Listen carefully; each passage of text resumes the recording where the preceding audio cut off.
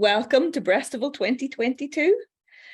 This is our official launch. We are absolutely delighted to have so many of you here with us. I am going to chat through a little bit about the programme, a little bit about our little festival, and then I'm going to hand you over to our fabulous host for this morning, Annalisa Barbieri, who is a podcaster, Guardian advice columnist, and chocolate correspondent. I think I want her life. You can tell that I'm a fan, and I will hand over to Annalisa to chair our first session this morning on the importance of maternal mental health. You can see you're in the very privileged position of being one of the few people to meet little new baby maybe, who is 11 days old today, maybe 12. This is new motherhood, folks. Don't know what day it is. So yes, it's timely for me to be tuning into the maternal mental health session this morning too. But thank you all for joining us. And I wanted to just give you a quick rundown of the programme. If you haven't signed up for any other events, we've got a really great programme for you this week. And we have, of course, our fabulous online we have online programs, but we of course have our in-person events this Saturday in Derry and in Belfast. And really, I can't tell you how excited I am to have the in-person events back again after a 2-year pandemic-induced hiatus. I have been breastfeeding or pregnant for 7 years now. But even for me, I know that I'm going to get a huge amount of confidence being around other breastfeeding mummies with new babies and just getting used to being out and about with baby and feeding again. So if you are in the middle of feeding your baby, whether they're 2 weeks old or 2 years old or 5 years old, really would love to see it at our in-person events on Saturday, either in Belfast or in Derry. I think currently Belfast is winning, so Derry really needs to step up their game and get some more registrations. If you've registered for online events, there's a separate registration on Eventbrite for the in-person events. Of course, you can just show up, but it helps us with our planning if we know who's coming beforehand. And I'm going to just give you a little rundown of some of the highlights, or my personal highlights for this week. So today, obviously, we have our mental health and well-being session just shortly after this special launch with me, obviously, and of course, Hollie McNish, who I'm sure you're more interested in seeing than me. This afternoon, we've got our conversation about breastfeeding aversion, which is something that is surprisingly common for people, but often a surprise when people experience it. And so that will be a conversation about that and how it's something that women will experience, and breastfeeding is not always a super fabulous positive experience, but for a lot of women it's still worth it, even if they're going through that. So it's really interesting and useful conversation to tune into. On Tuesday morning we have our political listening exercise. I would really encourage as many women as possible to join that session, to really this is an opportunity to talk to our local politicians, to get them to understand what it is that we need in order to have a more positive environment for women and families who choose to breastfeed. We have an afternoon session on Tuesday on returning to work. And we've moved to a slightly earlier time, just after 12. So it'll be a great one to tune into over lunchtime if you're just gone back to work, or if you're thinking about how that process is going to work when you return to work.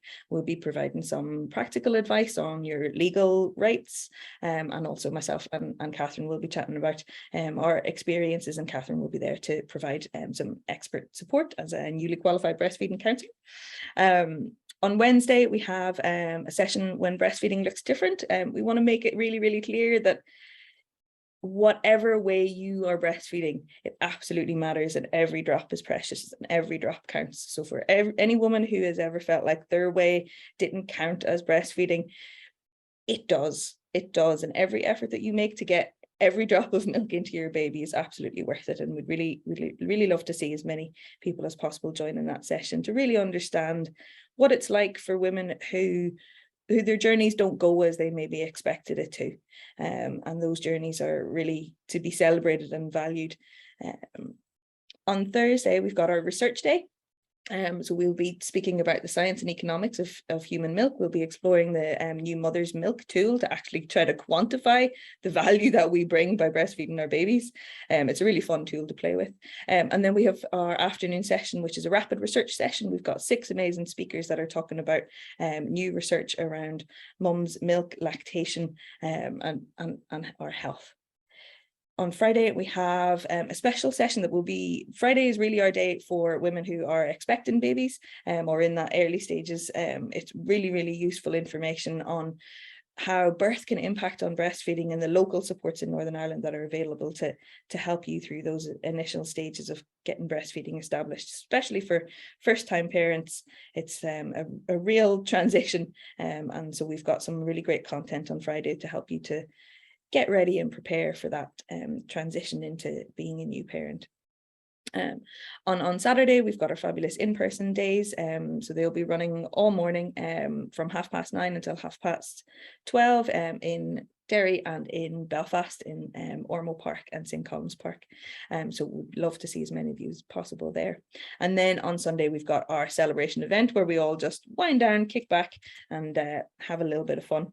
And of course, we've got our screening of Birth Time, which is a free movie screening. So the movie will be available for 24 hours and before, so that we can all tune in and watch, and then we'll have a little discussion about that in the evening time. So lots and lots of fabulous content.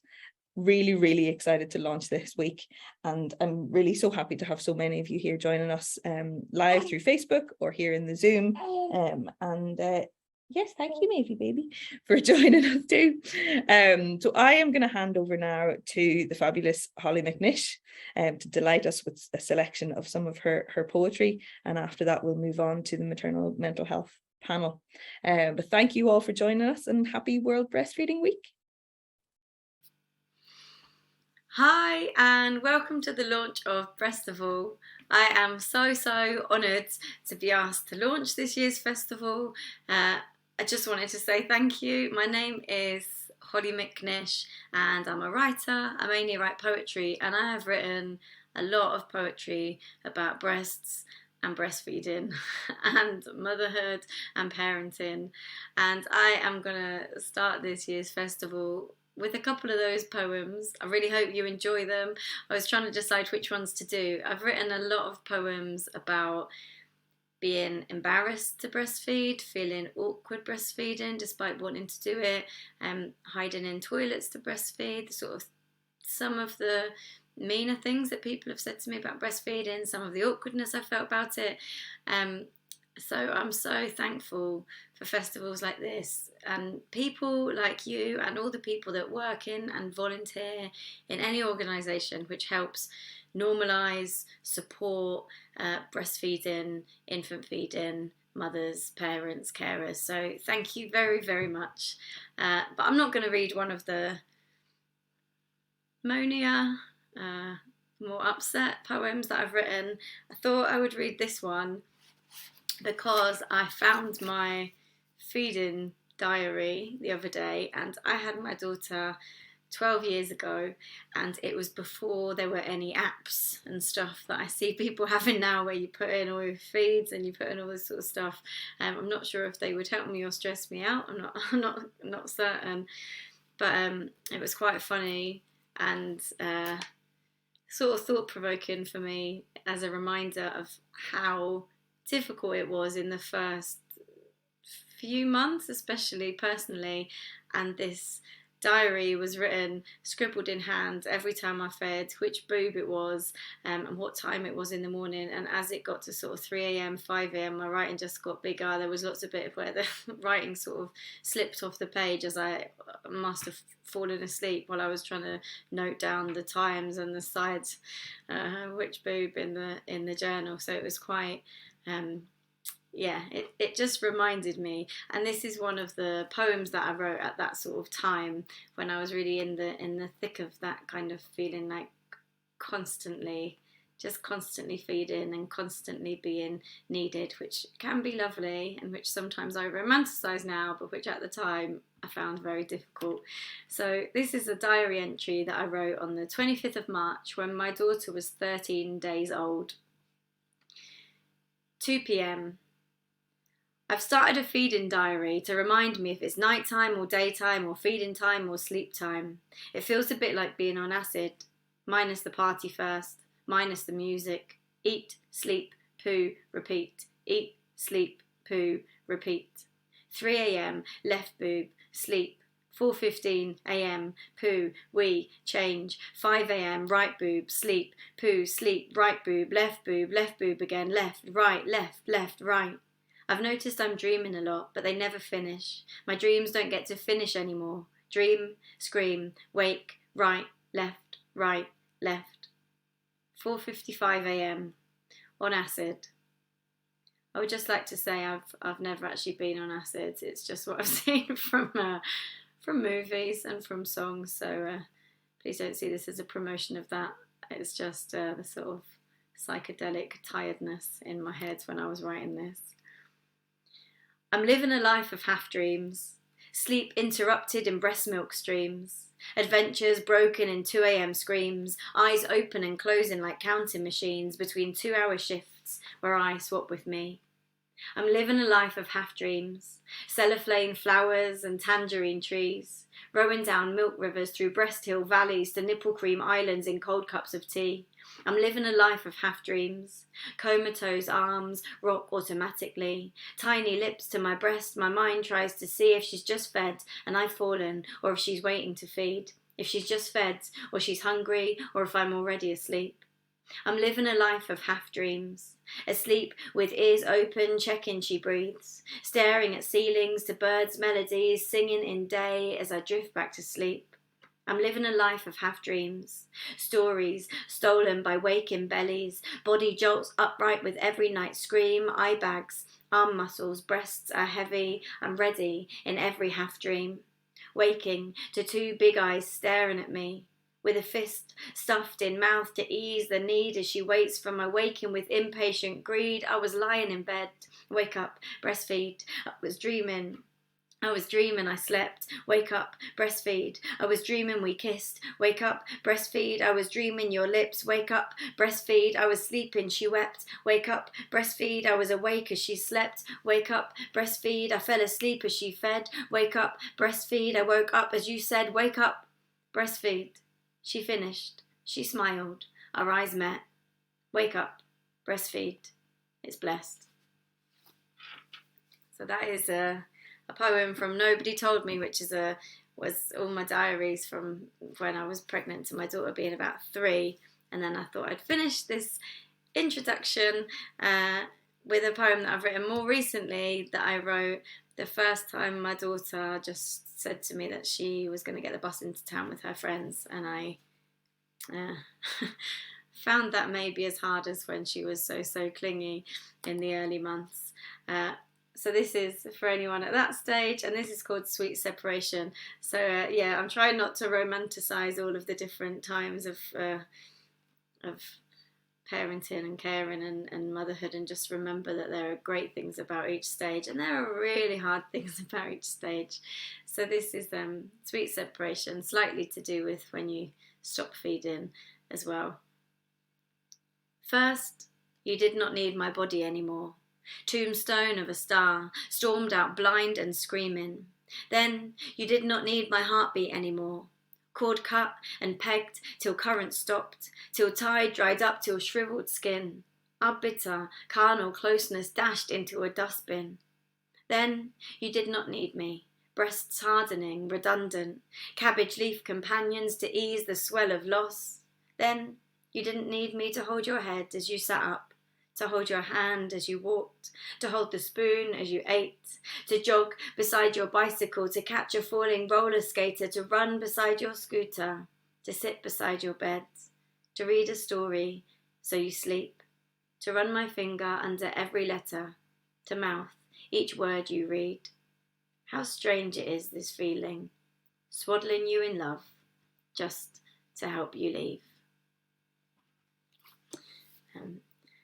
So those are 2 poems for you. I hope you enjoyed them. Just to say, after I wrote that last poem about getting already worried about the day my daughter hopefully happily leaves home, I did read I've only got one daughter, and I did read a report that said that the average age for girls to leave home is 18, but the average age for sons to leave home is actually 35. So maybe if I had a son I wouldn't be quite so worried about it.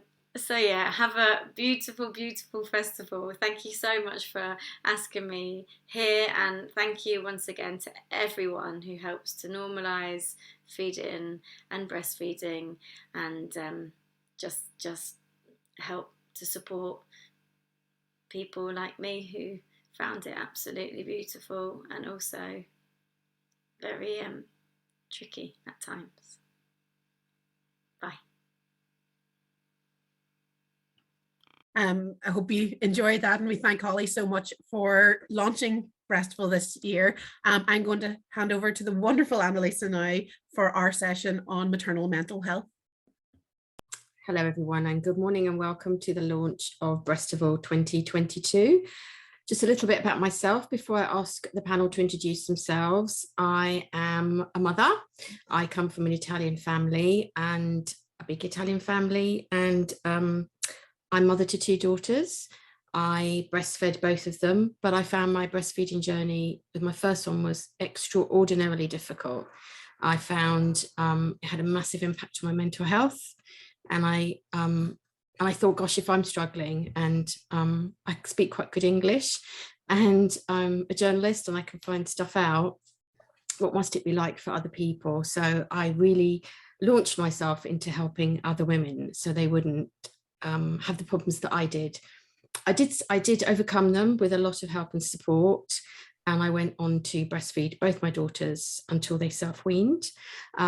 My day job is I work for The Guardian and The Observer, and that's very briefly my story.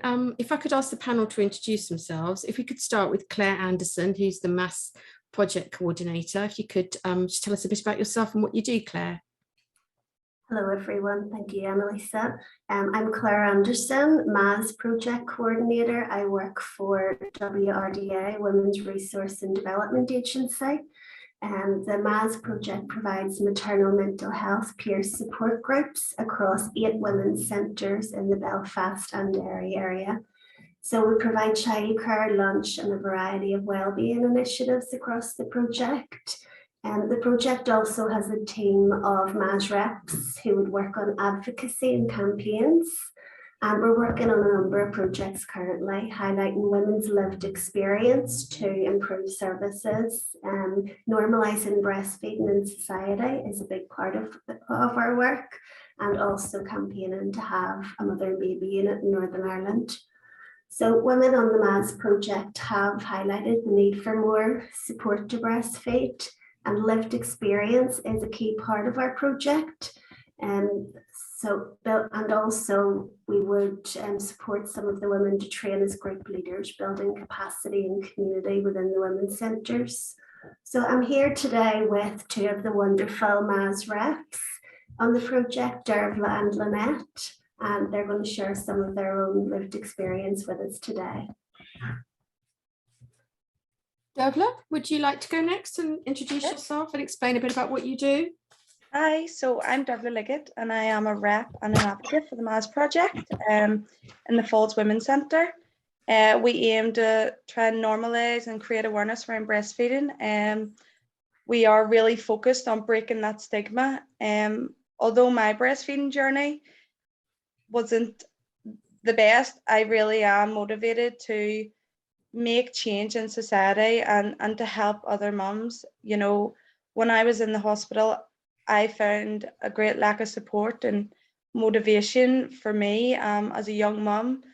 It wasn't there, so I tried my hardest to breastfeed my daughter after having an emergency C-section, which alone is quite, hard in itself. So it still gets me to this day that it didn't last longer and that I really did want to, which is one of the reasons why I'm such a big part of the MAS project and why I'm doing this today is, I'm such an advocate for breastfeeding as well, even though it did last less than 24 hours. But it's hopefully people like me that do share their story to put it out there that crucial time when you're in the hospital alone. For me, I was in a side room where you do kind of feel alone with no support, and you do need those tips and tricks on how to breastfeed. I've never done it before, that was my first baby. If someone had maybe said, you know, because sorry to put it out there, but when you do have bigger boobs, I did not know how do I hold a baby and hold Lee's at the same time, you know, is there an easier way? And it wasn't until, you know, I got home and she had been already on the bottles. I was like, can I restart? Is it too late? You know, so all that there information, there's so much going through your head. And that's where I find there's needs to be a bit of change in regards to that crucial time in the hospital, that everyone is treated as an individual. I found that yes, we all have had our babies, but everyone's delivery is different. Everyone's, you know, situation before going into hospital is different. Going home is different. So I think it is crucial to have that individual, you know, approach, and to be mindful that not everybody knows everything. Not everybody, you know, is going to have that support when they go home, because I wouldn't have many people that know how to breastfeed or that do breastfeed. So it didn't go to plan, but, you know, I'm here now trying to create awareness, trying to make a change. And in the MAS project in the Falls, we're reaching out to our local area. So I have been to, you know, most of the cafes and things like that to talk to people, and people that didn't know about the Breastfeeding Welcome Here scheme, they're now signed up. Anyone that was signed up but didn't receive their stickers, they're getting their stickers. So yeah, motivated to make change. Well, Dervla, I think that's incredibly generous of you.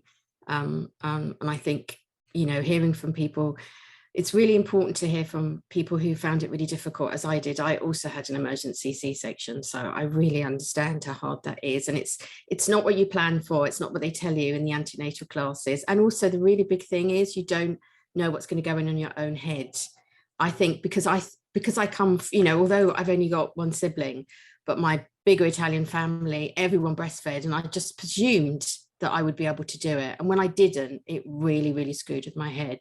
And I think it's when it's gone wrong that actually you can become even more passionate, because those lucky people that find it easy, wonderful, I'm so pleased for them. But I think it gives you a different understanding, doesn't it? Yeah. Thank you so much for sharing your story. And obviously we want to hear more from you. Lynette, thank you for the lovely welcome. But if you could introduce yourself and talk a bit more about what you do as well with MAS. So good morning, everyone. My name is Lynette, and I am a member of the MAS group in Atlas in Lisburn. I am also lucky enough to be their MAS representative. I am a twin mummy. So as you can imagine, breastfeeding twins is fun in itself. Being part of the MAS group, for me, it just provided a lot more support, not just mentally, but I mean, I just had other mummy friends that really kind of got me and understood where I'm coming from. There's like no judgment, and you know, you get to enjoy a warm cup of tea and know that your kids are safe in the wee creche downstairs. My breastfeeding journey with the girls started really positively. I think from early on I was like, you know, I want to try and feed them myself, and everyone's like, oh, like, how are you going to do that, and how are you going to do two, how do you hold them, you know? And I'm like, you have to, you know, we'll just rugby tackle them, we'll figure it out.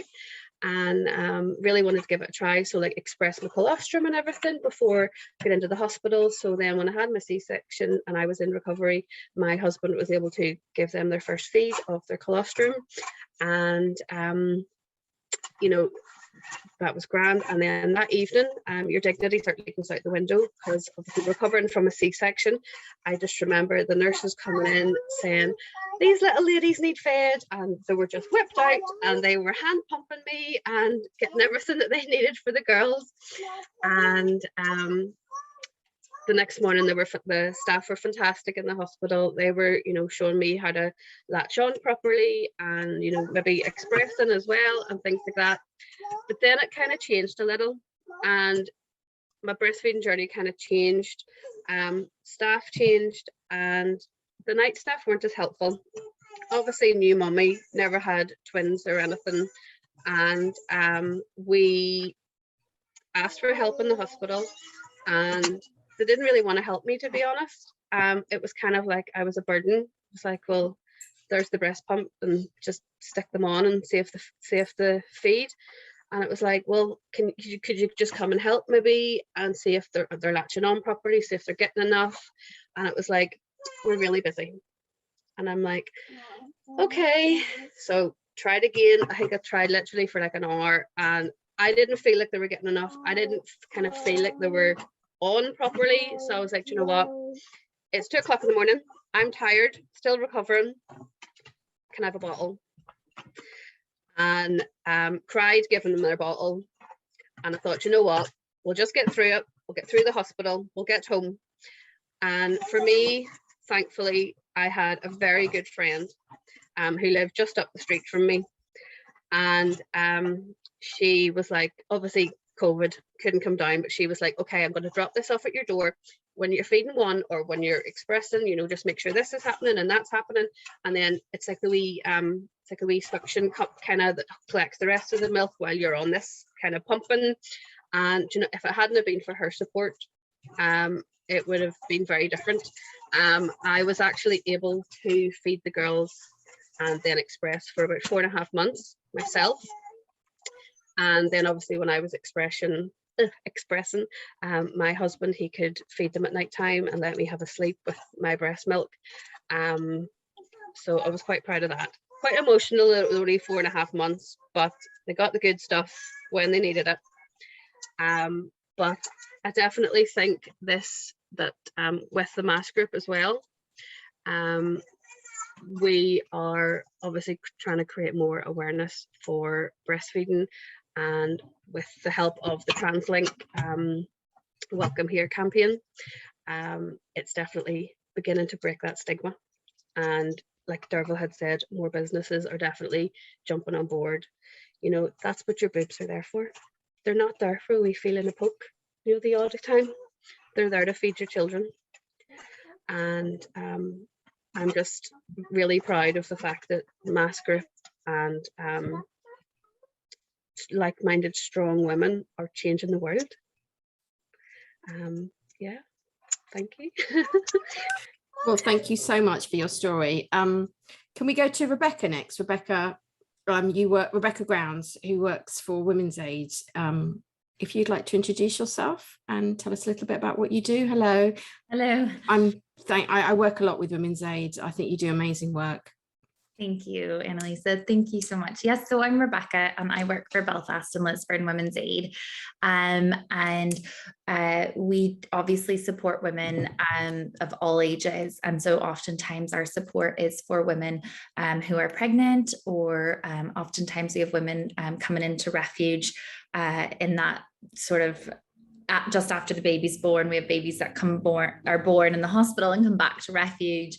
And we know that unfortunately domestic violence does impact women who are pregnant. We know that 20 to 30% of pregnant women report incidents of physical violence. And then, you know, that there's around 36% of pregnant women who experience verbal abuse during pregnancy. So we know this is a really topical issue. And we also know how much then that impacts on a woman's mental health as well. So it's just lovely to be here. You know, what I would say is that I wish, first of all, from my own experience, I'd have known about this when my ones were little. But that also, you know, that this is brilliant to be able to pass on to the women we're supporting as well, who are going through an extremely tough time, let alone then all the highs and lows of being a new parent and a new mother, and trying to figure it out. So yeah, that's sort of me. Thank you so much. Carly Craig, you're the Community Outreach Coordinator for the Parent Room. If we can just say hello to you and find out a bit about what the Parent Room is. Sure. Good morning. My name is Carly Craig and I'm new to post. This is a new post for the Parent Rooms. We are a rapidly expanding organisation, and this year we're prioritising community outreach and engaging with our volunteers and people across Northern Ireland. What we do is we support parents from all over Northern Ireland with their mental and emotional well-being, and we do this through creating we kind of describe it as a circle of support, and it's supporting the parent. And we know that if we support the parent, children will be in a much better position to thrive and develop in a safe environment. So we do this in our cycle support. We're looking at parents who are supporting who are affected by their mental health at all stages. So we've had parents come to us who are grandparents, and we've parents come to us who are expecting parents. So the full range, and the whole point is that we are focusing on them and their priorities and their needs and their experiences. And we do this through peer support. So everyone associated with the organisation has lived experience. We all have lived experience of mental ill health and mental illnesses or struggles, and we have through on our different journeys come through in different ways, and we're sharing our experiences and reaching our hands outwards, forwards, sideways, backwards to all those other parents to say, we get it. So it's not just clinical or medical professionals saying this is what you need to do. We're there saying we've been there. Some of us are still there on that journey as well, and that we're finding is really, really powerful. So how we do this through is a few different ways. We have different levels of support that we can offer and services we can provide. So the first one would be peer support. We've got our own accredited peer support training, and we started this during lockdown COVID, and we've been doing some online support groups.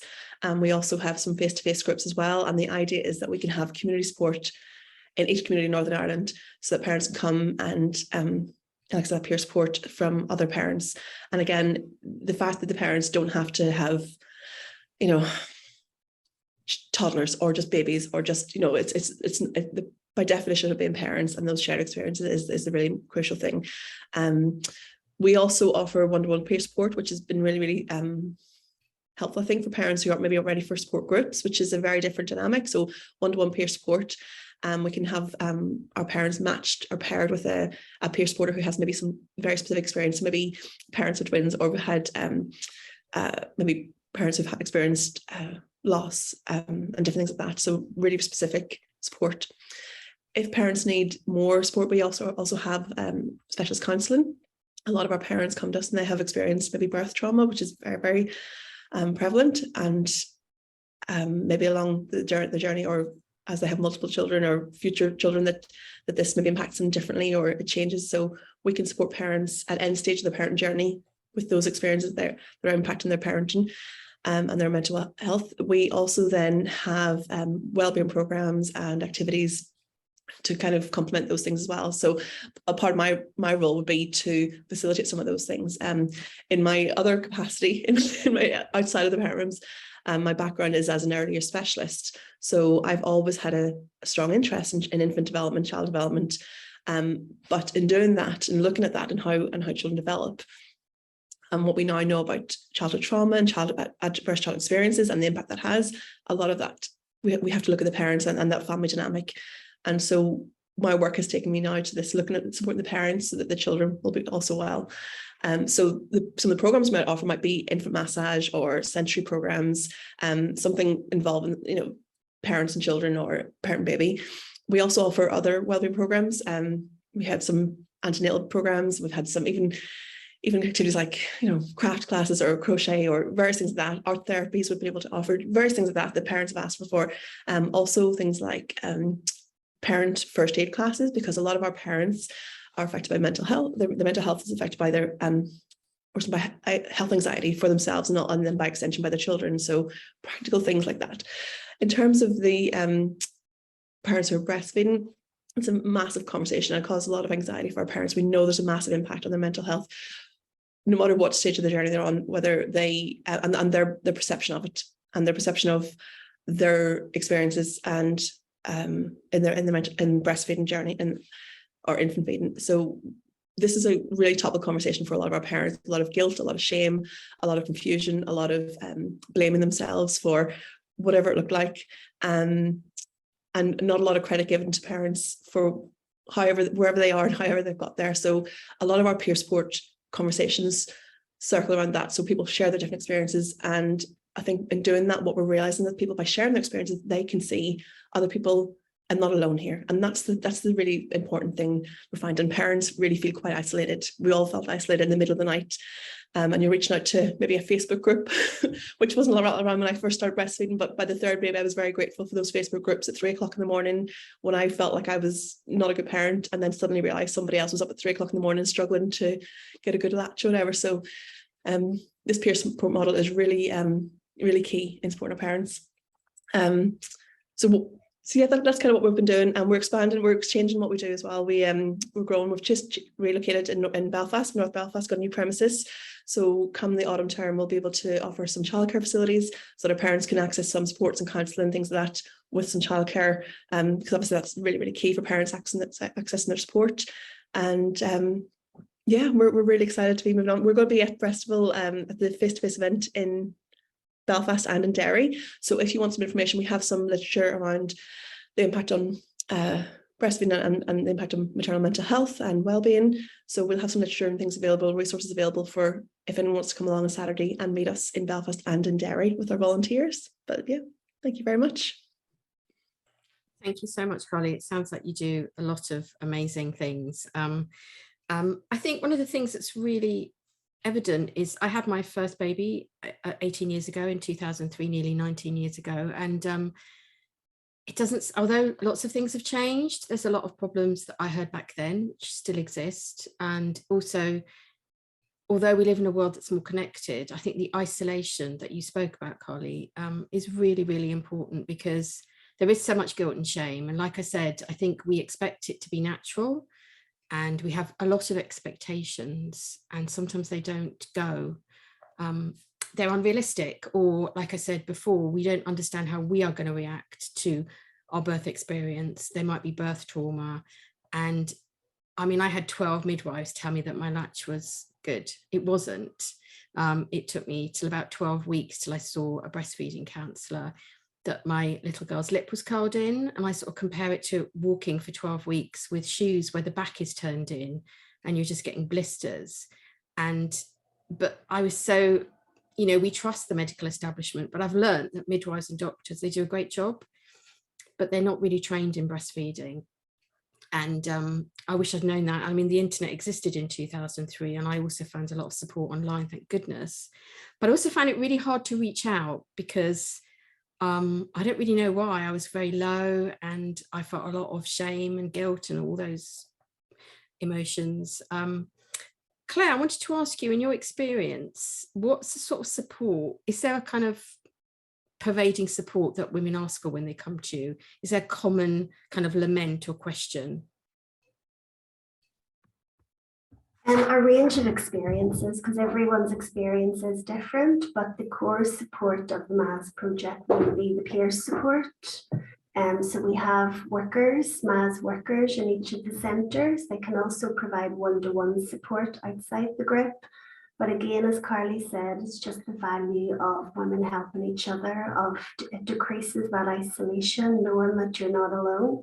And although there can be some similarities in women's experiences, you know, it can be different too.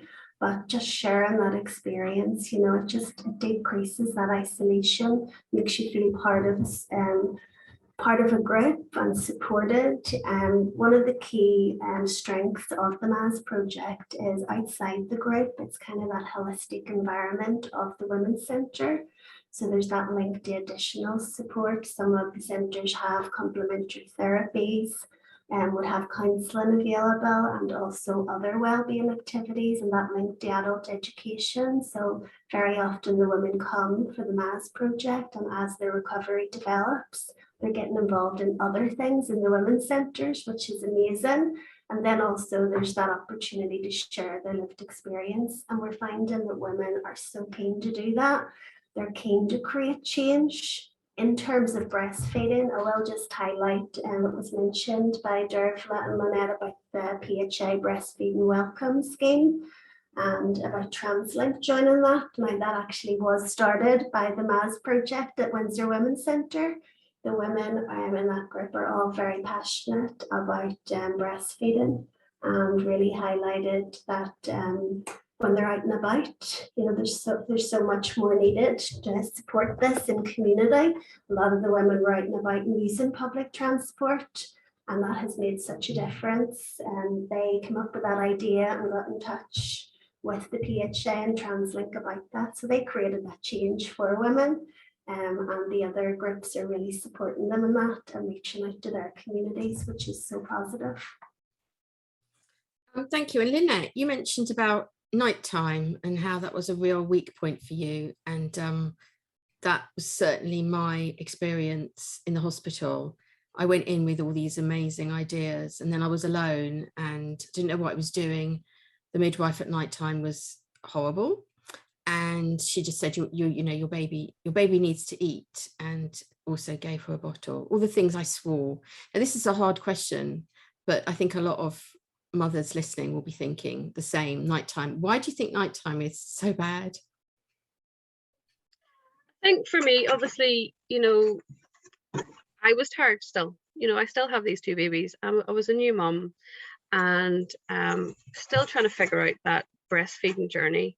And I think you just need to have that support. And I think at the start, you know, obviously, yes, my husband was there, but there wasn't any other women in my family that had breastfed. Sorry, there wasn't any other women in my family that had breastfed, so I couldn't go to anybody. So if it hadn't have been for that lady up the street, really, that was helping me out. Sorry, there's a car alarm going off and it's terrifying. If it hadn't have been for friend support, I mean, I don't think I would have got it.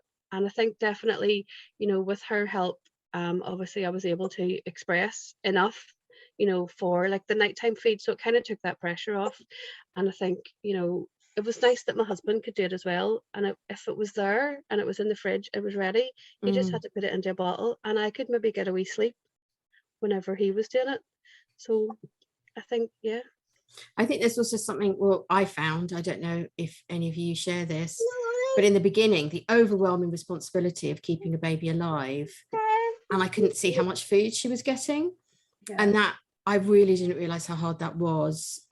Obviously later on, I got more confident and the child is still alive. So you're thinking, I must be doing something right, but you're at a low point, and then a health professional will tell you, you know, they really know. I don't think they do it on purpose, but you've already got this insecurity, and then they say that they're not getting enough. And if you think about our society, it's all about visual validation. We can see what's happening, but suddenly you've got a baby to the breast and you really can't see, and you're terrified. And I would say, you know, that was really, really hard for me. Was that anybody else's experience? Yeah, Annalisa, across the project, women have highlighted, and Dervla really highlighted this, about the importance of support when you're in hospital. Now that was obviously exacerbated during the pandemic, when women weren't getting visitors, and you know there wasn't that family support available. So the need to improve support in hospital has been highlighted across the MAS project. Yeah, but I think it's also sort of believing that our bodies were built to do this. I think in many ways, we know we've made amazing advances in medicine, but in other ways, I sort of feel like a lot of confidence has been taken away from women. And you know, one of my things that I was so keen is to really make them realize that their bodies were enough, and this is what they were built for. And unless there was a real big problem, you know, that's what their babies needed. But also, when I had my first baby, there was a lot of things about the baby being the enemy. If you're not careful, the baby will tell you what to do, and you mustn't pick them up and you mustn't spoil them. And it's this kind of pitting of mother against baby. I mean, luckily, I literally read that book for about 10 minutes and threw it across the room and sort of followed my very strong instincts. But I think that takes confidence. Dervla, I wanted to ask you a question really about, I think what we're seeing is just how much breastfeeding, birth experiences, not being able to breastfeed if that's what you want to do, impacts on mental health. It's much more prevalent than I think a lot of people realize. What do you think? Yeah, I think it's also, everybody's so individual. Like I say, you know, I would consider myself a strong enough person mentally. Just until I became pregnant and had my daughter, and you know, obviously the way she was brought into this world, not knowing if she or me was going to make it, that whole situation has changed me. It's made me realize, you know, I'm strong, but I'm not as strong as I thought I was. Or maybe, you know, I didn't realize how hard hitting the breast, not being able to breastfeed. Well, it's hard to say not being able, because, you know, it wasn't that I wasn't able, it was, I needed that push, I needed that help, and it just wasn't there. And I was thinking, you know, because in the MAS we're constantly talking about, well, if we're going to say we need change, we need to kind of give them the answers, you know, give them what we think should be there or what we want. I know social media can have its downsides, but there's also some amazing people online that aren't afraid to open up, that will go into the detail on how to breastfeed, even talking about the aftercare of breastfeeding, you know. Knowing I gave her a bottle in the hospital, but I had tried to feed her when I was there, I felt the milk coming, you know, from way up here. I did not know that. I didn't know that happened. So when that happened, when I was in the hospital, I was like, oh my goodness, is that it? Is she latched? And I think that only happened once. So I'm assuming that was her. She only fed once properly. I don't know. Again, I feel we need to kind of come up to date with society now. You know, you can hand me a leaflet that says, here's how to breastfeed. During that time, I am not going to read that leaflet. I will not even get a chance to look at that. You know, I find maybe talking one-to-one to someone, you know, would there be a way of getting maybe someone that voluntarily would go into the hospitals and spend that one-to-one half an hour with each woman, showing her how to breastfeed, talking her through it, you know, what to do after, you know. There's just so much to do with breastfeeding, and there's so much pressure and so much, are you going to breastfeed? Are you going to breastfeed when you're in the hospital? But if you're happy and willing to, yes, perfect. But I need the support and I need the help. And if you're not going to give that to me, how do you expect me to do it? You know, so it's just hard. It's such a challenging thing to go through. And when you aren't able to do it, you know, I do feel shame and I do feel guilt, and I do wonder what it would have been like to do it for at least more than a day, you know. So there has to be change, you know, there's no ifs and buts. But we also need to remember, you know, society is moving on. So why not, you know, create videos for women. You know, I was saying to the Maz group here in the Falls, we have a very multicultural group. So some of the girls, there's 3 girls in our group, and they're from Africa, and they said to us, you know, it's just natural. This is what we do. And I was like, did you have the help and support? There was one of the girls, Abby, she was saying, yeah, my mummy came and lived with me. She showed me everything. And I also in the hospital, they got the support they needed. So the confidence was there. And I think that's what's key to parenting as well. It's being confident in what you're doing. It's knowing that you're doing it right to the best of your own ability. You know, there's no right or wrong. But then again, having that confidence when you're outside, I was kind of thinking, God, what if I go to my mummy's house? You know, I don't know if anyone else feels the same, but I was like, will my daddy feel comfortable if I'm breastfeeding my baby, but I'm feeding her? So whether he feels comfortable or not, I'm going to do it anyway. I shouldn't have to take myself upstairs or go hide somewhere because I'm feeding her. And that's just it. It's the same with changing nappies. I don't know if anybody else maybe felt like, oh, did I do this in front of other people or what? But yeah, I don't know. The key message is to make change, to think of different ways that women will actually use the resources. Like I say, doing videos of maybe what to expect when breastfeeding, how to breastfeed, what to do after, you know, the cabbage leaves. I remember sending her daddy down to get the cabbage leaves, and he came back with an iceberg lettuce, and I was like, oh my goodness. I don't know if that'll work, but we need to get the cabbage leaves because that's what everybody's talking about. So yeah. Yes, God, I remember the cabbages. It was so different second time round because, of course, it's that confidence that we're talking about. Yeah. I also went to my mummy's house, and I have to say she kind of saved me because I really needed to be looked after, and she kind of understood. And I was also, but my dad was a massive breastfeeding supporter. So that was really helpful. Yeah. But it is, and also I think the people around you, because you're so vulnerable, I think. Well, I was so vulnerable, and I, like you, I think I'm really strong. And it really taught me a lesson that I wasn't as strong as I thought. And actually, I'm really glad of that because it changed me. And I think had I really, I don't want to use the word succeeding, I can't think of another word. Had it all been easy straight away, I would have been one of those people that have been like, well, what's the issue? Just breastfeed. But it was so hard mentally, physically. And it made me really humble, but it also really, really much with my head. I became obsessed with breastfeeding. I remember watching telly and thinking, does she breastfeed? Does she have children? Was she breastfed? I just became utterly obsessed with it. And I knew I had to crack it for my own mental health. I couldn't let it go. And I stopped breastfeeding. I fed my daughter formula. I relactated. And I finally got back to exclusive breastfeeding, but it was really, really hard. And I sort of did it to kind of save my life, really. That's kind of what the impact it had on me. And so I went through the whole gamut. And I also complained to the hospital when my daughter was born and wanted to change it. And I ended up working there for 4 years and learning all about labour. So although my first daughter was an emergency C-section, I had my second daughter at home in front of the fire. So I've done the whole kind of range.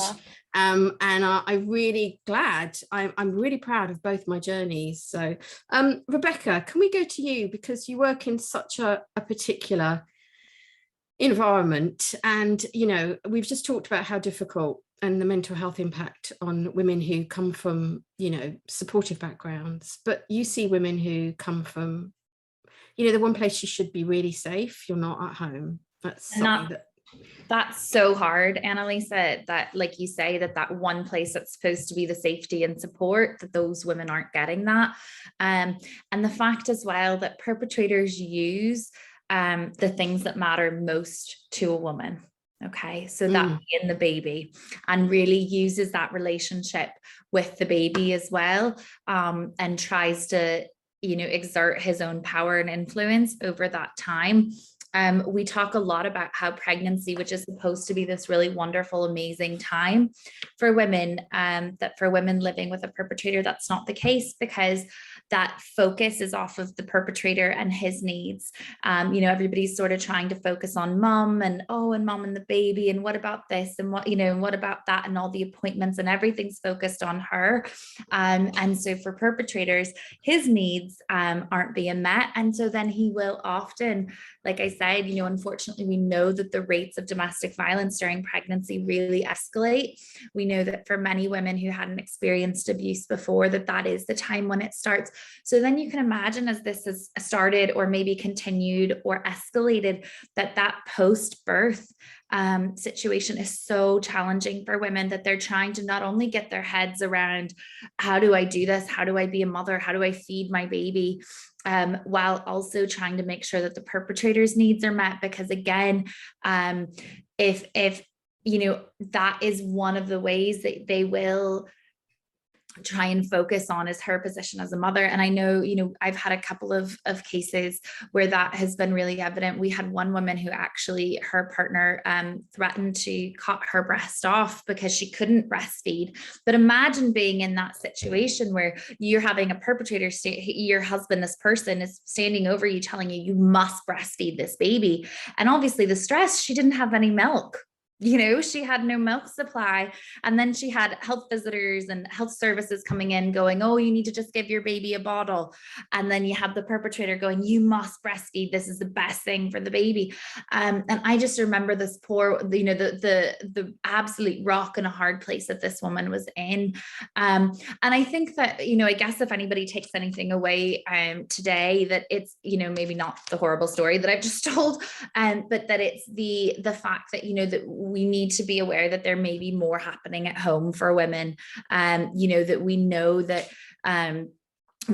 this is actually a really critical time, not only for mother and baby, but that also that that domestic violence can start or escalate during pregnancy. So for a lot of these new moms, there might be more going on, and that that sometimes it's digging a little bit deeper and saying, how are you really, and supporting them, because again, that situation, like I said, so we know a lot of women who maybe aren't able to breastfeed because of that trauma that they've been through, maybe because of sexual abuse, or just that pure stress that their body is trying to function in, that they don't produce milk. And I think that it's a real challenge as well, that we know that perpetrators try and use that relationship between mother and child, because again, that when her attention is focused on the baby, it's not focused on the perpetrator and his needs. So it's just a real challenge. But again, knowing that there is support available, that there is, the Women's Aid is available. We have a web chat now as well, which is really helpful. And again, something that we talk about, that that isolation that women feel, or that especially during COVID, when women weren't able to get out of the house, or just being stuck in the baby in the house with a new baby, and not being able to get out very easily, that there is still support available. And I think also as well, just highlighting the fact, Annalisa, that the new coercive control legislation is in place in Northern Ireland. So realizing that domestic abuse is not just about physical violence. The example that I gave has stuck with me for many, many years, because it was so sort of extreme, but that also we know that that coercive control and emotional abuse is just as harmful as acts of physical violence, and that now is also illegal in Northern Ireland, and that it is a crime, and that to be controlling someone and emotionally and psychologically abusing them is also a crime. Yeah. Is that your phone? Yeah, sorry. I'm just waiting for mine to go. I think what you say about the coercive control is so pertinent, because I get a lot of letters from women who say, but he doesn't hit me, so it's not abuse. And I have to, I point out that actually abuse takes many, many sort of forms. And also a lot of people find the intimacy between a mother and a newborn baby really excluding and really overwhelming. And I think that when you have a controlling man, that can really tip them over the edge. I mean, again, this is my experience. And again, my experience through the letters I get at The Guardian is that sometimes women who have not been able, for perfectly understandable reasons, to do anything, when they have a baby or children, suddenly they decide they want to do something about it's almost like they don't value themselves, but the moment they have a child, they see things in a different way, and they want to do something about that. Is that your experience? Yeah, I mean, I think I definitely see, particularly in refuge, that definitely tends to be a final straw for a lot of women. There's sort of a line that when things cross over and are impacting on the children, there definitely seems to be like a line for a lot of women that, okay, you have crossed that, and now my children are being affected, and that's not okay. And so oftentimes we'll see women coming into the refuge after the perpetrator has maybe been physical or something with one of the children. But yeah, it is definitely something that we see. I still think there needs to be more understanding around the impact of even, emotional abuse, on children living in the household. I think that, again, as mums, we think that, we're taking the brunt of it and we're protecting our children, but we know that developmentally it's still impacting. And in fact, I have a good friend who we met in sort of, antenatal classes and that. And she was in an unhealthy relationship, and it was hard for me because I recognized a lot of the developmental delays that the child was having was as a result of what was happening in the home, and although it was kind of being chalked up to different reasons and different things, but that actually, if you looked at it and you knew what was going on, you could recognize and pinpoint that actually these were happening because it was unhealthy and abusive, and that's what they were facing. So it is really hard, but it's also the hardest thing for mums because they are, they do everything to protect their children. So that's one of the hardest when we do our group work with women and we do, our one-to-one sessions. The session that we do around the impact of abuse of domestic abuse on children is the hardest, because then moms then do feel that guilt that it was that they stayed in the relationship, that they let that happen to their, to themselves and to their children. And it is just really, really challenging. And again, for these women, isolation is one of the biggest tools that perpetrators use. so that they don't have their family or friends, or maybe relationships have fallen to the wayside because again, it's about the perpetrator and his needs. So it's just really a challenge, but it's great to know that, you know, that there are organizations out there that do support women and can help during this time, and that they aren't alone. We have, and we will put links to all the organisations mentioned, and it'll also be on the Breastival Facebook page. But I think it's really important to also note, and please correct me if I'm wrong, Rebecca, but women are most at danger when they're about to leave. So there is a protocol, isn't there, for leaving a domestically violent, controlling relationship. Mm-hmm. Yeah, no, absolutely. Women are most at risk of being killed or of serious harm, and that when they're attempting to leave, and up to the first year after she's left. So, I mean, in Northern Ireland, the rates of domestic homicide have skyrocketed. We've seen, you know, unfortunately, so many women who've been killed by their partners, and that is, like you say, Annalisa, that is the most dangerous time. So I think it's also important for us as family and friends not to go, you just need to leave, you just need to get out of there, because actually that's not necessarily helpful, and the woman is trying her best to keep herself and her children safe, and she knows that leaving is a big risk, and only she knows what he's threatened and what he said will happen. So absolutely, if a woman's thinking about leaving, you know, having a safety plan in place is so important. And again, it's why we know as well that women also go back, because they know the danger to themselves and their children. And so oftentimes it is just easier for them to return to that situation. And again, as family or friends, we may go, oh gosh, like, what is she doing? She's gone back to him. You know, why can't she just leave? And we have all of these sort of thoughts, but actually, we know that it takes women on average 7 times to attempt to leave an abusive relationship before she's able to actually make that final break. And again, part of that is around her safety, and keeping herself and her children safe. So yeah, no, absolutely. Like, and that's again where Women's Aid is a brilliant support, because we know this, we know how the cycle of violence work, and we can support women where they're at and what they're ready for. You know, just because somebody comes to Women's Aid doesn't mean that they have to be, you know, I'm ready to leave my relationship. That's not it at all. It can be that we help to prepare them, you know, and help them to safety plan, so that when they are ready, maybe that's in 6 months' time, that they can do so safely. So we support women sort of at every stage, women who have left abusive relationships, women who are still in relationships, and women who are thinking about leaving. Thank you. And again, thank you. You do such great work. I'm really grateful that there are people like you, because I think so often the women have been so, I'm not really fond of the word gaslighting, but they don't know which way is up, and they need someone to say to them, no, this is abuse. And then, you know, be led to a safer path, hopefully, to get out. Carly, one of the things that, looking back, I wish I'd done differently was the expectations to return to like a normal life, whatever that was. I wish if I could go back, I would just, and people did try and say this to me, but one of the things that really impacted my mental health was trying to carry on living the life I'd led before, but with a baby. Yeah. Now, I had to go back to work pretty quickly, but I wondered, in your sort of work and your peer support group, how often that comes up? Constantly. Constantly. It constantly.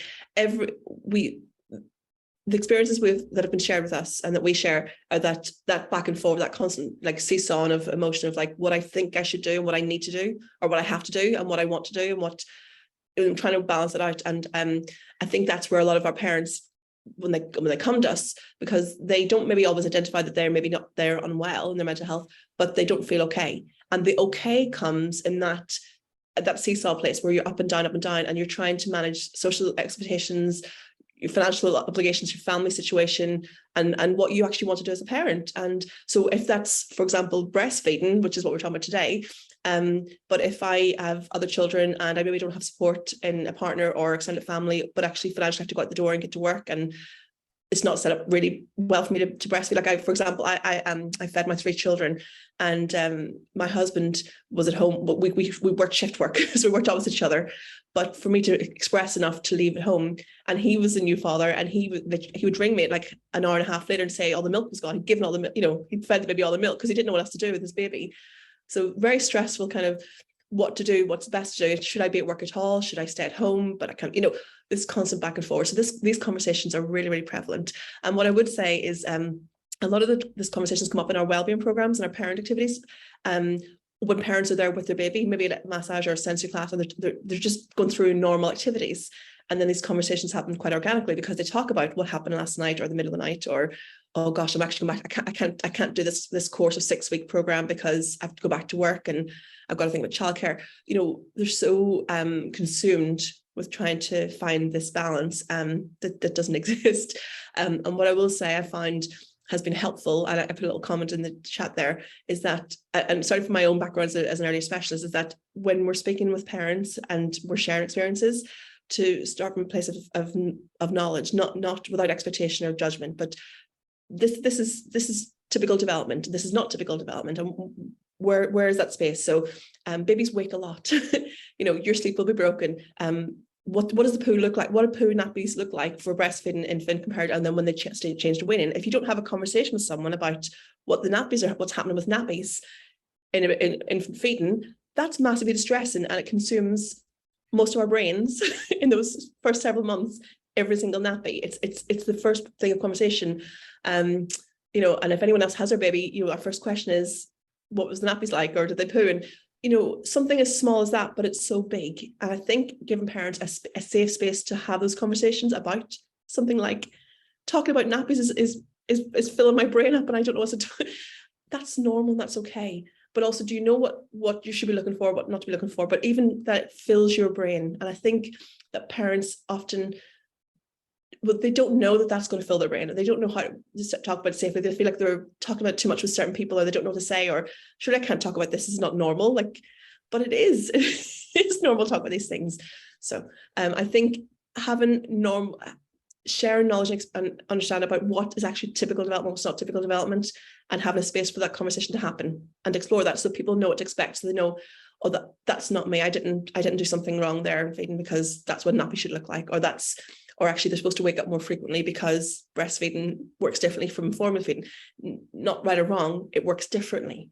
And I think even having those conversations to normalize that through evidence-based conversations, because there's no emotion there, and it's no judgment, and it's not about, well, I did this and I think this is a much better way to go. It's just like this, it's a nice, safe, even keel place to start a conversation. I think that makes sense. No, well, you've preempted my next question, which I was going to start with asking you this, because you said you had a particular interest in child development, but anyone else who wants to, it's just, I wondered, kind of, given that how much I'm hearing our mental health is taken up with doing the right thing for our babies, scared of getting it wrong, how much do you think we actually know about babies? This is the thing, it's shocking to me. I do have an interest in it. I think a lot of fields, and especially clinical-based ones, they have a very specialist knowledge, but actually we expect them to have a very broad knowledge. So we speak to someone about feeding, and we expect them to know it's other parts of development. And actually, what I'm shocked about as I go through, professionally, is that people are very, very specialist in what they know about, and they don't actually know a great deal about the other stuff. So I had a conversation with a parent recently about infant sleeping, and she was very concerned that she felt it was going okay, but people were telling her baby should be sleeping now, 7-month-old, and she should get the baby in routine. And her health visitor said to cry it out and said, it's not what is recommended, but I think you should do it. Even if they vomit, just do it. And this is her health visitor, who was telling her that it was against medical advice, but she was telling her to do it anyway. So this parent was so confused about what was normal, what was not normal, and then being told conflicted information about people who had a limited amount of knowledge. And that's, I think, a little bit knowledge can be a bit dangerous. So yeah, sorry, I feel like I've lost my train of thought. No, I think we all have a lot of things to deal with. I think, sorry, forgive me for plugging my own podcast, but one of the things, I'm so privileged, I get to talk to, nationwide and world experts, and it's changed the way I mother. I started doing my job in 2008, And one of the reasons I started the podcast, which I totally pay for out of my own pocket, is that I wanted other people to have access to this knowledge. So my sleep podcast, which is who I consider to be the world expert on baby sleep, Dr. James McKenna, professor, really, I just thought, wow, and he was brilliant. And one of the things he says, I don't want to go too off track, was that we use baby monitors the wrong way. Babies aren't meant to sleep in silence, that they like noise. And so really we should face the monitor so that the baby can hear us. But again, it's all this sort of misconceptions, often with people who have something to sell and to try and remove mothers from their natural instincts about their babies, because ultimately, once we know the basics, we are the best people for our babies, but we don't believe that.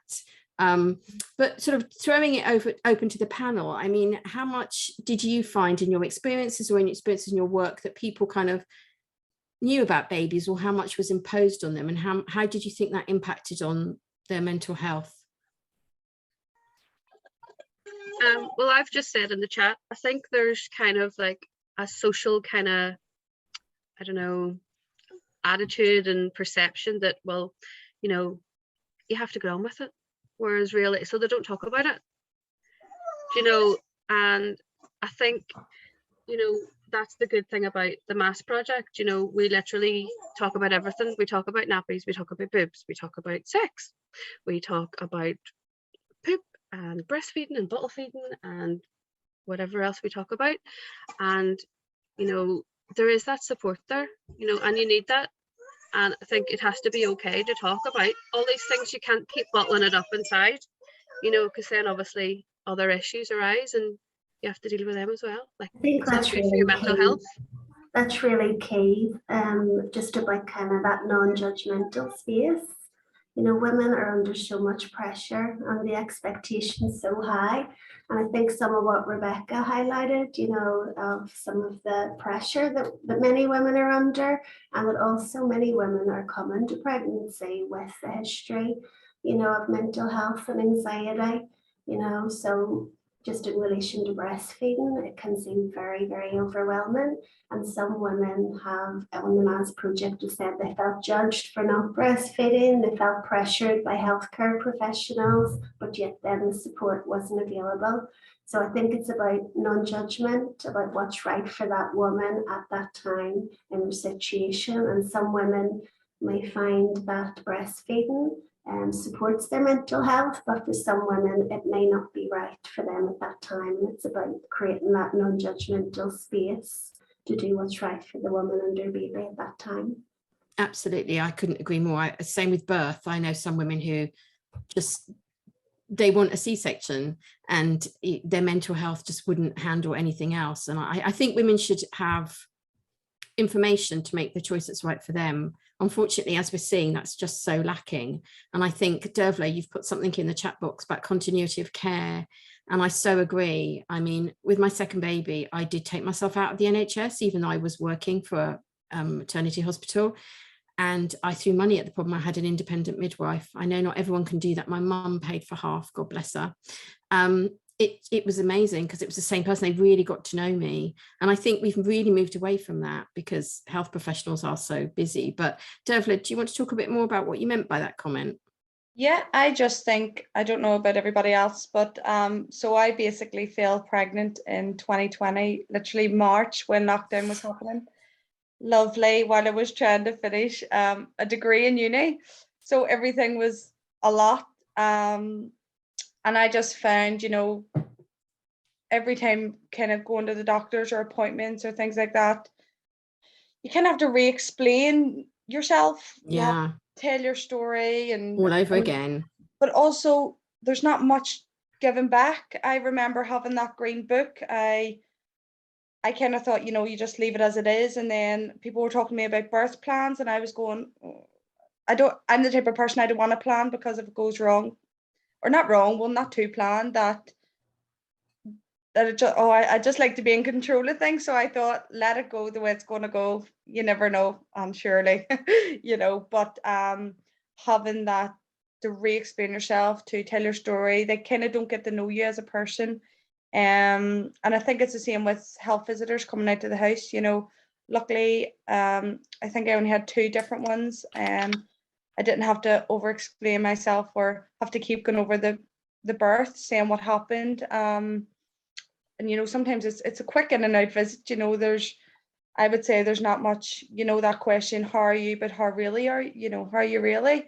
I think that's key post birth. But during them appointments of leading up to that, I think that's where there needs to be change of more information, especially with breastfeeding. You know, I don't think I was asked once if I'm going to until I had the baby.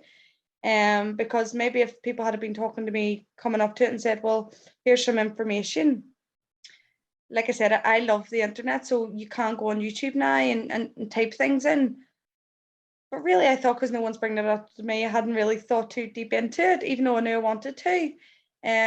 But yeah, I think continuity care is so important that we do get into this, seeing one person the whole entire time, so as they can get to know you and you do feel more confident to ask questions. You feel safer. I think that's absolutely key. It got to the end for me, and I said to the girl, so I have no more appointments now till, you know, I said, did I just, you know, ring the hospital? Like, what I do? She said, yeah, you just go home. And I was like, okay, you know, what? First time having a baby, you know. I said, where's the number? And she was like, just at the bottom of the green book there, you just phone that. And I was like, all right, you know, is that it? You know, it's just crazy. You know, you can't expect people to know everything, especially for first time mums, but especially too for people that are on their second, third, fourth, whatever baby, because that's another thing that come up in the MAS group was, although you're maybe on your second baby, it doesn't mean you know everything. It doesn't mean you don't need that support. It doesn't mean you don't need that push and that motivation. You know, treat us all individually.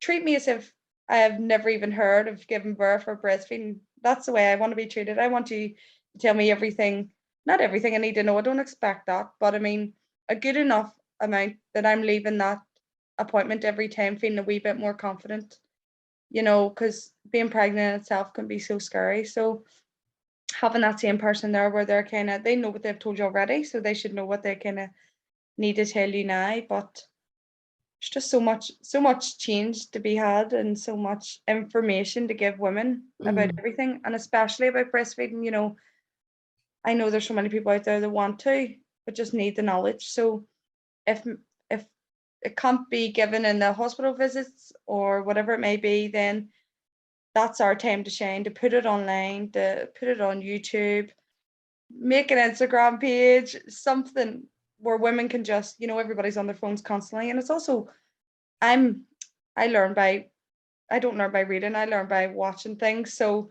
for me, that would have been great to be able to do that. So let me get this right, Deborah. You got pregnant and had a baby during lockdown and did a university degree. Yeah, that's really some achievement. Well done. As we're sort of wrapping up, I thought it might be helpful for anyone watching this with all of our experience, good and bad, to talk about maybe I don't want to say what we wish you'd done differently, because you know that makes it sound like we did things wrong, but if you kind of bear with me for the rubbish language, but what we'd like to impart. Claire, can we start with you? Your lived experience, what you wish, or maybe if you could go back and talk to yourself. Yeah, I'm just going to mention, really, I think stigma is key in relation to maternal mental health. All mental health, you know, it can be so difficult to come forward, but there is a specific pressure on women. And, you know, it's such an overwhelming time having a baby. It's quite challenging and life-changing.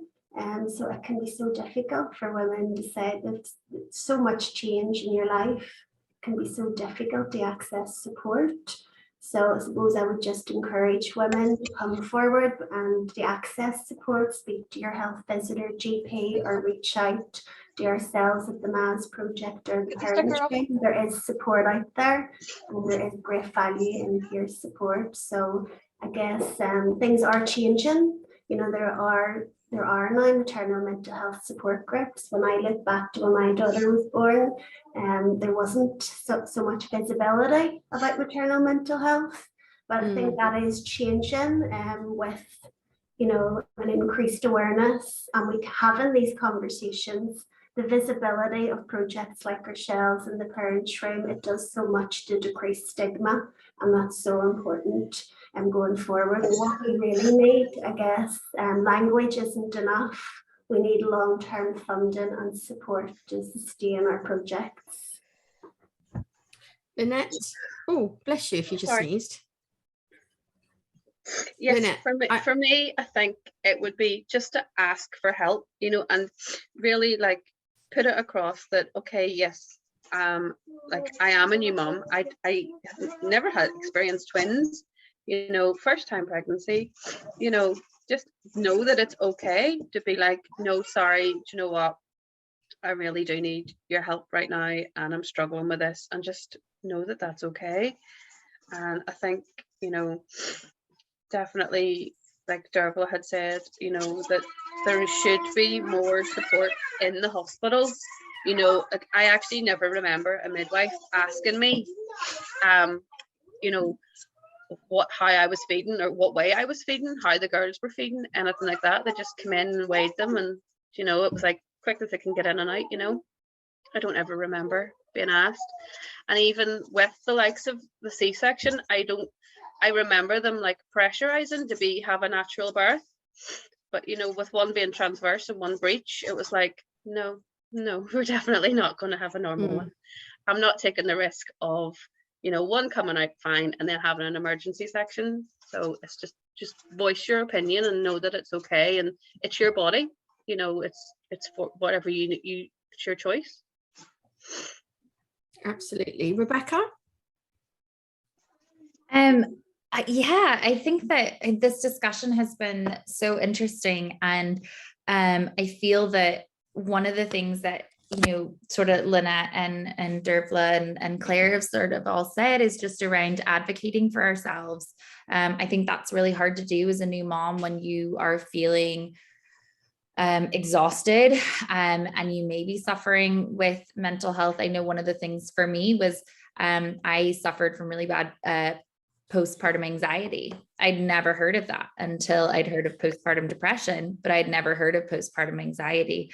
And I think so, just like, again, raising more awareness, and those support groups that Claire was talking about are fantastic. I wish they'd have existed when I had my two. But that, you know, I think as well that everything's not always as it seems, you know, and although in my case, you know, maybe I was suffering with postpartum anxiety, but I put on my makeup and went out and, you know, did things that, you know, for a lot of the women that we support, it's as well, maybe home isn't a safe place, and what support, you know, is really needed there as well. So, yeah. Thank you. Carly, what about you?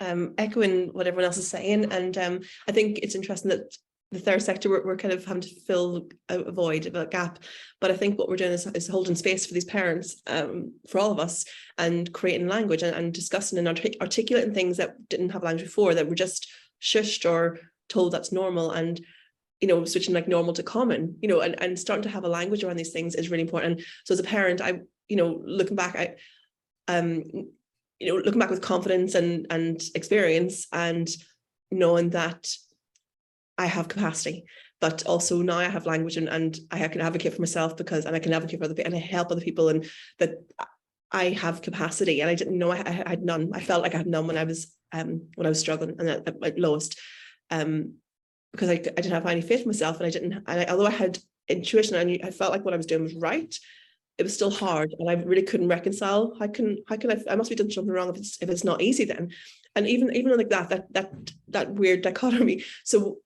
for what I would like to say is, for this peer support, this thing that we do that's so magical and that we're all doing, is creating a space to have these conversations, and for parents to go, oh, I know what you mean, and I didn't, you know, someone else feels like that, and it's things that they hadn't even maybe articulated before, but it's been a feeling they've had, and they didn't, because no one has given them a safe space to do that. So and I think that's a really special and unique time that we're in now, that we can do this. And I think, actually, to be honest, COVID and forces all online, and you know, kind of ramping this whole thing up, that we have had to interact in a very different way. You know, it's something we can take out of this, is that we've been forced to communicate in a different way and learn to communicate in a different way. And hopefully moving forward, we're going back to face-to-face. But this sharing this experience and creating this language, this new language. And because then we'll be able to take this forward and say, well, actually, I can advocate for myself now because I have words, you know. And I think with any of us who had multiple children, you know, we know by the second or third baby, we're a very different person. We're first, because we know things now, we can say, we have words to describe how we're feeling now. And we've had experience to say what worked for me, what didn't work for me, and what I want and what I don't want.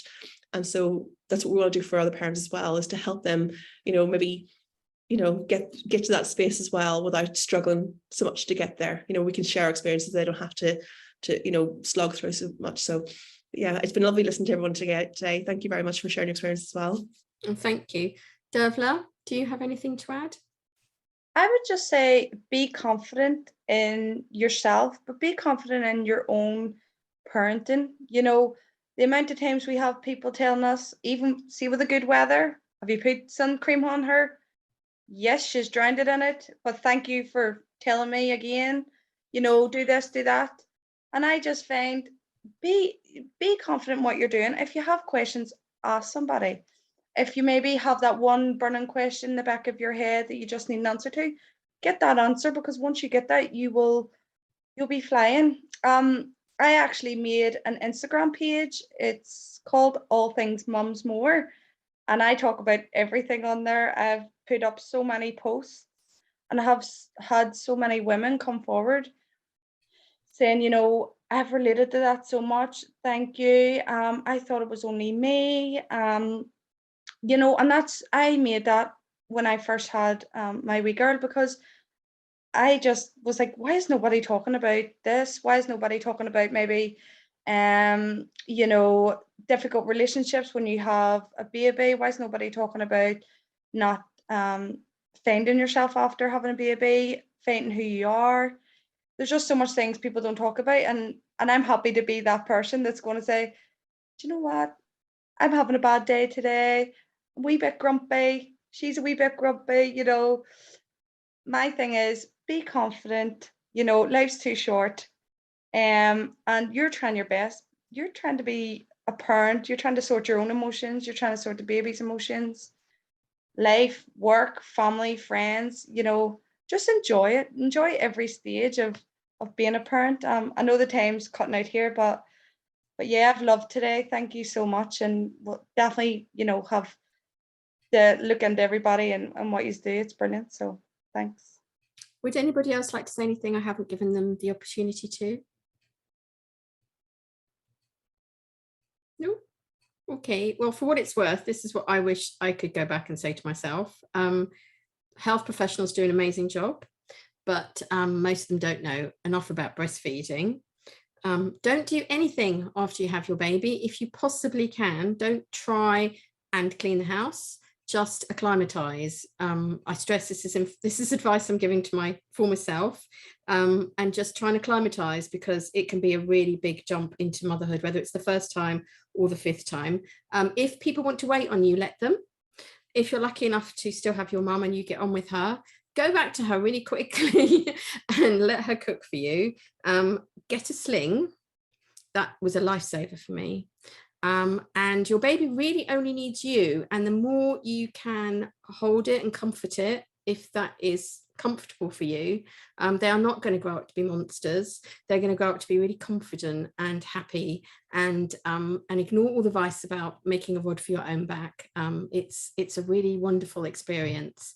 So that's what my advice to my former self would be. Thank you all so much, and for all the amazing work that you do in the community to help mothers and children.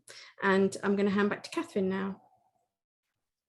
Thank you so much, Annalisa. That was incredible. And thank you to our entire panel. I think everybody will agree that this was a fantastic start to our big packed week. And I've taken so much from it myself.